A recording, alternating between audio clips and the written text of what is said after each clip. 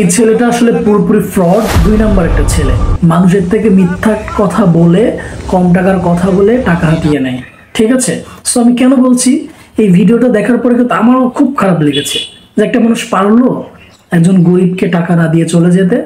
So যাচাই বাছাই করার পর জানলাম এ হচ্ছে মানুষকে ঠকিয়ে টাকা নেয়। সো আমি কথাটা কেন বললাম, প্রুফ হিসেবে আমি দিচ্ছি। এটা হচ্ছে যখন সাংবাদিকরা তার কাছে যায়, তারা খবর নিয়ে তাকে বলে যে আপনার সাথে তো মেটানো হয়েছিল 50 থেকে 60 টাকা। স্যার ওনার কাছে আমার কিছু বলা ছিল না, আমি বলছি আপনারে আমারে খুশি করাই দিবেন, আপনার ট্রেন ধরাই দিব, এটাই বলা ছিল খালি। আমরা শুনতে পেরেছি আপনার সাথে 50 টাকা কন্টাক্ট হয়েছিল। না, আপনি দাবি করেছেন পরে এত টাকা দেয়নি, আপনি পেছনে পেছনে ছুটেছেন। সো আমি কেন বলছি ফ্রড, আপনি আমাদের জনপ্রিয় ইউটিউবার ভাইয়ের সঙ্গে এই ঘটনাটা ঘটেছিল, তার সঙ্গে এরকম একটা কাজ করেছিল। সো ভিডিওটা দেখেন, তাহলে বুঝতে পারবেন। আর ওনার কাছে আমার কিছু বলা ছিল না, আমি বলছি আপনারে আমারে খুশি করাই দিবেন, আপনার ট্রেন ধরাই দিব। ট্রেনের দরজা ধরে দৌড়াইতেছে আর কিছু একটা বলতেছিল যে ভাই টাকাটা দেন বা টাকাটা নেন, এরকম একটা। তো এই ভিডিওটা যখন 2-1 বার আমার সামনে আসে, যেহেতু ভাইরাল হয়েছে সামনে আসে, তখন দেখার পর আমারও মায়া লাগে। কিন্তু এখন আমি যখন এই ছেলের ইন্টারভিউ দেখলাম, তখন আমি বুঝতে পারলাম যে এই ছেলেকে আমি চিনি। কারণ হচ্ছে, আমি বলি কাহিনী। কিছুদিন আগে হয়তো আপনারা অনেকেই জানেন যে আমার বাবা অসুস্থ ছিল, তখন তো হসপিটালে নিয়ে যায়। তো তারপর মোটামুটি সুস্থ হয়, মানে হাঁটতে পারে এরকম আর কি। যদিও নিয়ে যে তখনও হাঁটতে পারে, বাট নেওয়া হয়েছিল সেটা হচ্ছে যে ভালো করে চিকিৎসা করবে, সেই জন্য নেওয়া হয় আর কি। তো কমলাপুর থেকে আসার সময় আমরা টিকিটের জন্য হয়তো দাঁড়াইছিলাম, তখন এই ছেলে আইসা আমাকে বলতেছিল যে, মানে একদম অসহায় দেখাইতেছিল ছেলেটা, বলতেছিল ভাই হুইল চেয়ার নিয়ে আসবো নিয়ে আসবো কিনা, ট্রেন তো অনেক দূরে। তো ট্রেন অনেক দূরে, হুইল চেয়ার নিয়ে আসবো কিনা, উনাকে মানে হুইল চেয়ারে বসে নিয়ে যাইবেন কিনা। তো আমি তো দেখতেছি যেহেতু আমার বাবা যেহেতু সুস্থ, আর আমার বাবা বলতেছে যে হাইটে যাইতে পারবে, তো তখন মানা করলাম যে না লাগবে না, মানে হাইটে যাইতে পারবে। তো তারপরও এই ছেলে বলতেছিল ভাই মানে ইয়া করেন, বেশি টাকা দেওয়া লাগবে না, আপনি আমাকে খুশি কইরা দিয়েন, বা তেমন বেশি টাকা দেওয়া লাগবে না, ইয়া করি 50 টাকা আপনি আমাকে দিয়েন, আমি হুইল চেয়ার নিয়ে আসি, আপনার নিয়ে যায়, উনি তো হাইটে যাইতে পারবে না, ট্রেন তো অনেক দূরে। তখন আমি চিন্তা করলাম, হ্যাঁ ট্রেন তো আসলে অনেক দূরে, কারণ কমলাপুর থেকে ট্রেনে উঠতে গেলে ট্রেন অনেক দূরে থাকে। তো মুরব্বী মানুষ হাইটে এতটুকু যাবে, আর আমিও চাই না, যেহেতু আমার টাকা আছে, তো টাকা থাকলে আমি কেন কষ্ট করাবো, হাইটে যাবে কেন। তো এই চিন্তা করে আমি পরে ভাবলাম যে আচ্ছা, ওরে বললাম আচ্ছা ঠিক আছে যাও, তুমি নিয়ে আসো, তুমি নিয়ে আসলে কি তুমি খুশি তো নাকি? পরে বলতেছে হ্যাঁ ভাই খুশি, মানে কিছু খাইতে পারবো, আজকে সারাদিন কোনো কাজ হয় না, এটা সেটা এরকম, মানে অসহায় দেখাইতেছিল। তা আমারও মায়া লাগে, সেই জন্য আমি ভাবলাম যে আচ্ছা ওরে অন্তত এইটুকু করি আর কি। তারপর ও গেল হুইল চেয়ার নিয়ে আসার জন্য, নিয়ে আসলো। নিয়ে আসার পর সে এটা দিয়া প্ল্যাটফর্ম পর্যন্ত নিয়ে গেল আর কি, প্ল্যাটফর্ম পর্যন্ত নিয়ে গেল। তারপর আমি বললাম তারপর তো ট্রেন আসতে একটু দেরি, তখন আমি ওরে বলতেছিলাম আচ্ছা ট্রেন আসতে তো দেরি আছে না, তোমার 50 টাকা তোমাকে দিয়ে দিলাম, তুমি চলে যাও, তোমার আর কাজ লাগবে না। মানে শুরু থেকে বলতেছে ওর কাজ লাগবে না, বাট ও এতটাই জোরাজুরি করতেছিল আর অসহায় দেখাইতেছিল, তো যার ফলে ওরে নেওয়া।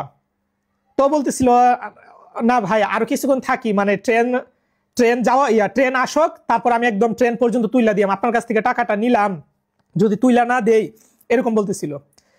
তো আমার সাথে আমার ফ্রেন্ড ছিল, সে বলতেছিল যে পরে এ আরো বেশি টাকা দাবি করবে, এরকম বলতেছিল। তো প্রথমে তো ওরা 50 টাকা দিলাম, তো দেওয়ার পর 50 টাকা দেখার পরে ও বলতেছিল ভাই এটা কি দিলেন, এই টাকা তো মানে আপনার সাথে কথা ছিল না, আর এইটা তো আমার ইয়ার ভাড়াই না, আর হুইল চেয়ারের ভাড়া নাই। আমি অবাক, কি বললো যে ওর হুইল চেয়ার আছে, ওইটা দিয়ে ও নিয়ে যাবে, তো এখন আবার বলতেছে হুইল চেয়ারের জন্য নাকি এবার ভাড়া দেওয়া লাগে, 50 টাকা নাকি 100 টাকা বলে ভাড়া দেওয়া লাগে। ও আচ্ছা, আমি তারপর বললাম আচ্ছা ঠিক আছে 50 টাকা তো হুইল চেয়ারের ভাড়া, এটা মানলাম। তারপর ওরে আরো 50 টাকা দিলাম। ও বলতেছিল ভাই এই হুইল চেয়ারের ভাড়া তো 50 টাকা না, 100 টাকা। এবার চিন্তা করেন কোন ফান্দে আমারে ফালাইছে এই ছেলে। এখন আমার মেজাজ ধীরে ধীরে গরম হচ্ছে। তারপর আমি বলতেছিলাম আচ্ছা, তারপর দিলাম, মানলাম।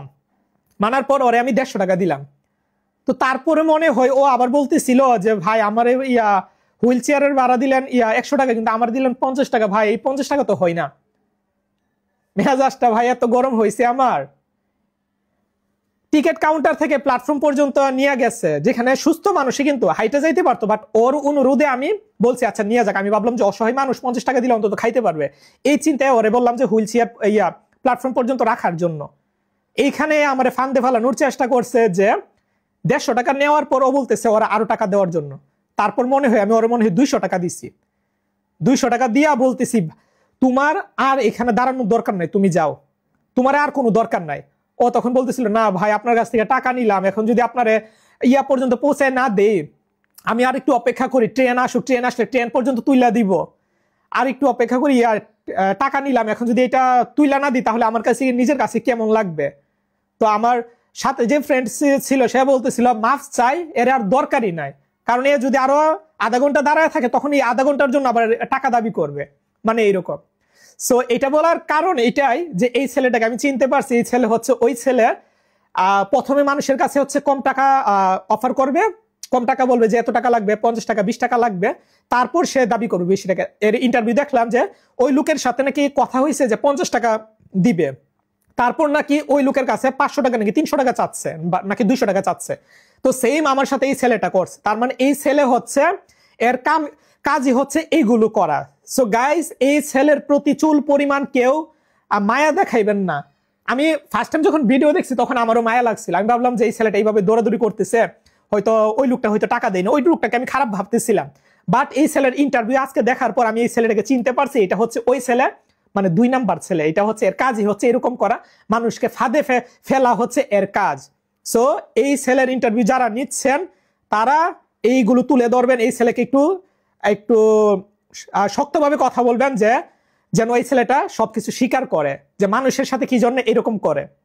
আমি প্রচুর রেগে গেছিলাম এই ছেলের সাথে, তারপর কন্ট্রোল করে মানে রাগারাগি করিনি আর কি, ভিতরে ভিতরে রাখতেছিলাম আর কি।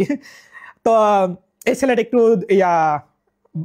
উচ্চারণ করলে দেখো আমার ভিডিওতে ভাইলেশন আসবে, মানে 2 নাম্বার ছেলে আর কি এটা, বুঝছেন? এর প্রতি মায়া দেখানো কোনো দরকার নাই। আমি নিজে চিনতে পারার পর মানে আর মায়া দেখাইনি আর কি, মায়া লাগতেছে না। তো এই ছেলে হচ্ছে ওই ছেলে 2 নাম্বার ছেলে আর কি, বুঝছেন? সো কাহিনী ছিল এটা আর কি।